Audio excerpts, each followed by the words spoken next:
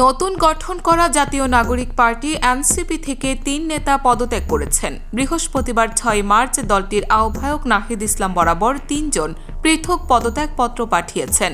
পদত্যাগকারীরা হলেন যুগ্ম মুখ্য সমন্বয়ক আবু হানিফ, উত্তর অঞ্চলের যুগ্ম মুখ্য সংগঠক হানিফ খান সজীব ও যুগ্ম মুখ্য সমন্বয়ক আব্দুল জাহের। তারা 3 জনই গণ অধিকার পরিষদের রাজনীতির সঙ্গে জড়িত ছিলেন। অবাক করে দেওয়ার মতো বিষয় হচ্ছে, পদত্যাগপত্রে 3 জনই ব্যক্তিগত কারণে দলীয় পদ থেকে পদত্যাগ করার কথা লিখেছেন। হানিফ খান সজীব লেখেন, আমি জাতীয় নাগরিক পার্টির যুগ্ম মুখ্য সমন্বয়ক পদ থেকে ব্যক্তিগত কারণে পদত্যাগ করছি। আব্দুল জাহের লেখেন, আমি জাতীয় নাগরিক পার্টির মুখ্য সমন্বয়ক পদ থেকে ব্যক্তিগত কারণে পদত্যাগ করছি। পদত্যাগের বিষয়ে হানিফ বলেন, আমি এনসিপি থেকে পদত্যাগ করে গণ অধিকার পরিষদের শপথে ফিরে এসেছি।